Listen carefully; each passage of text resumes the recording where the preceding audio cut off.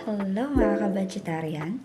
Welcome sa ating channel kung saan dito natuto ka na, nakatipid ka pa. So part 4 na po tayo ng ating discuss. So konti na lang, patapos na yung mga free tips or yung mga pwede mong paghandaan for a while. Kasi pag dumating ka na ng 18, katulad ng mga sinasabi ko, unti-unti ka nang gagastos doon. So, sa ngayon, partial lang or hindi pa naman masyado sagad, diba? For today's video guys, gusto ko pong i-share sa inyo ang isa sa mabibit-bit ninyo o gagawin ninyo sa mga darating na panahon. Ito po yung tinatawag nating signature or pirma. Dapat ngayon pa lang may idea na kung paano mo siya gagawin.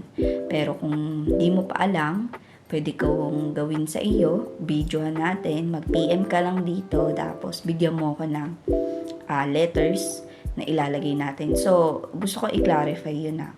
Pirma mo yan.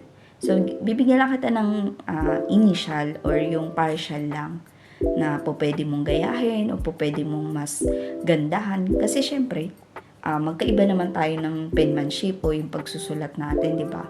May iba, yung old ways, talagang ginagawa talaga nila yung buong pangalan talaga.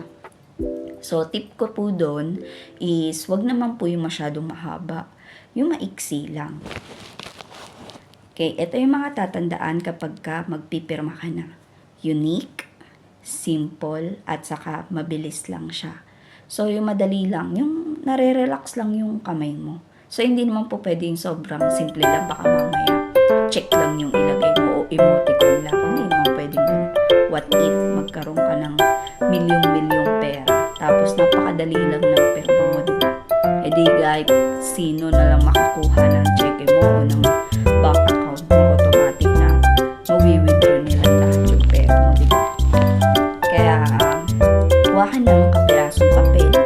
Subukan mo lang. May iba pa hard, mapabilog. So, pili ka lang ng letters na meron. Kaya kunin mo doon sa apelido mo. Kung maiksi o mahaba, diba? Nasa sa iyo. Pero kung gusto mo na ako mismo yung magturo sa iyo, pwede din naman. Mag-comment